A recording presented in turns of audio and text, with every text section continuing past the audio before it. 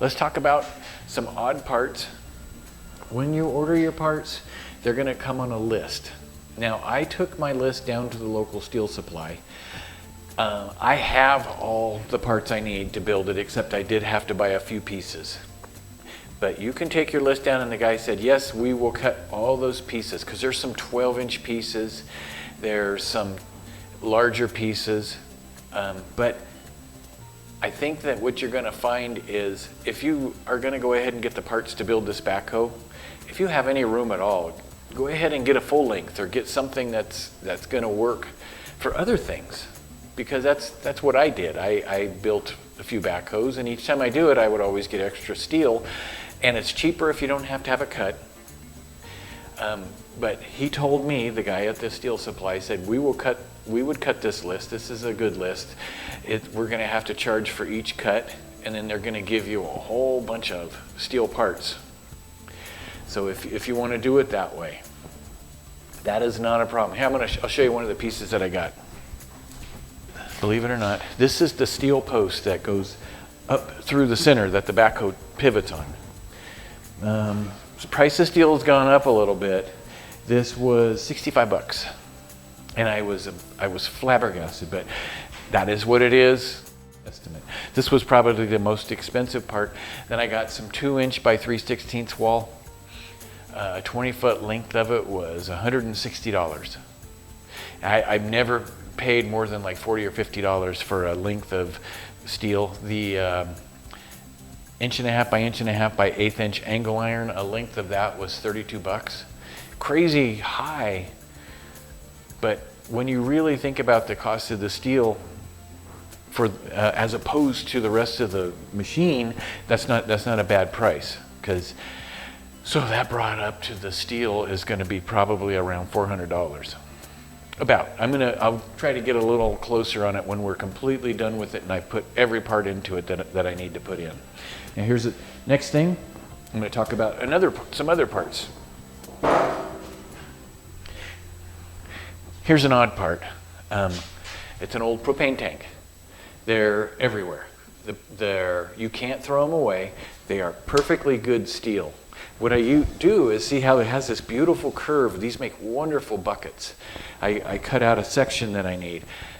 But when you're going to work on a propane tank, the best thing to do is probably to have the valve removed by a propane tank company. They have the tool for it. I have a tool for removing it. I use my impact wrench to take them out. And then I fill them with water. And then I go ahead and do my cutting and stuff after I dump the water out. I have not had any problem. The propane guys don't have a problem doing the cutting, taking out the valve for you.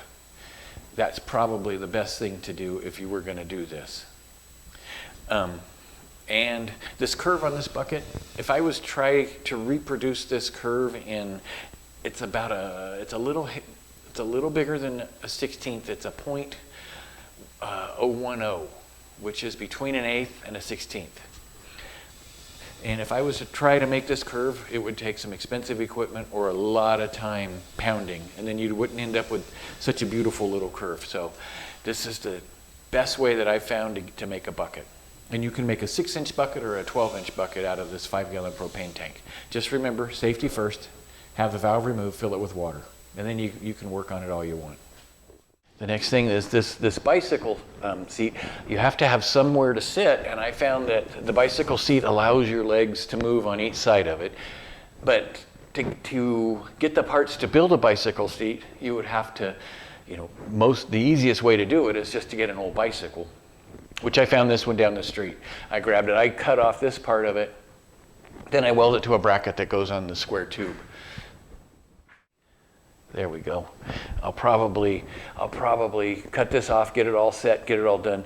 I'll leave this seat on it to try it out. And then if I'm going to use it more, or if I sell it or whatever I'm going to do with it, the person that gets it can put on one of those big cushy seats that you could sit on all day. I found after about 6 hours, my legs and everything's getting tired anyways. So I don't usually sit on these things all day anyways. One more thing that I wanted to talk about, I used some 1/2-inch black iron pipe in building the backhoe.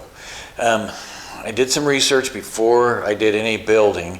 Black iron pipe is basically a mild steel pipe with a little lower carbon content. What I'm doing, this is a 5/8 inch inner diameter, even though it says 1/2 inch pipe.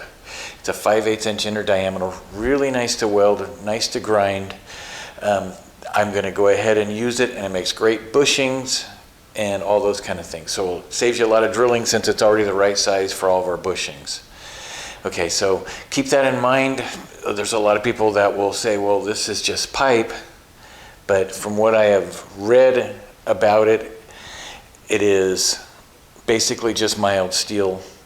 And also I have been building the backhoes using black iron pipe for years and have had no problem with it whatsoever. So if you're not comfortable with it, you can also get tubing. Just remember, pipe is generally measured inner diameter, and tubing is measured outer diameter.